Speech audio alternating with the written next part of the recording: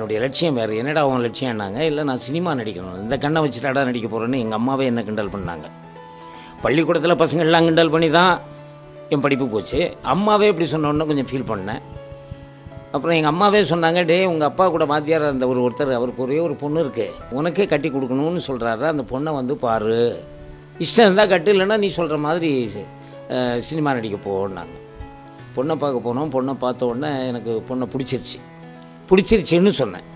பொண்ணு உள்ளே போயிடுச்சு. கூட வந்த தோழிகள்லாம் உள்ளே போயிட்டாளுங்க. உள்ளே போய் கேட்டிருக்காங்க, மாப்பிள்ளைக்கே பிடிச்சி போச்சு, உனக்கு மாப்பிள்ளையை பிடிச்சிருக்கான்னு கேட்டிருக்காங்க. எங்கே அவனை பிடிச்சிருக்கான்? அவன் வடக்க பார்க்குற மாதிரி தெற்க பார்க்குறான், எங்கேயோ பார்க்குற மாதிரி என்ன பார்க்குறான், இவனை கட்டிக்கிட்டு என்ன இளவு கொட்டேன்னு நாளாம்.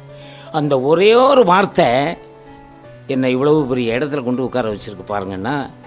இந்த அதனால தான் நான் சொல்லுவேன், எல்லாரையும் வார்த்தைகளை மட்டும் பார்த்து பேசுங்கன்னு சொல்லுவேன். ஒவ்வொருத்தரையும் வார்த்தைங்கிறது அலங்கார வார்த்தையாக இருக்கட்டும், அசிங்கமான வார்த்தையாக இருக்கட்டும், எதாக இருந்தாலும் அதை பார்த்து பேசு. வார்த்தை ஒரு மனிதனை உயர்த்தும், ஒரு மனிதனை தாழ்த்தும். ஒரு மனிதனை கொன்னே போட்டுரும், இன்னொரு வார்த்தை உயர கொண்டு வச்சு அவனை வாழ வச்சுடும். இதுதான் வார்த்தையினுடைய அலங்காரம்.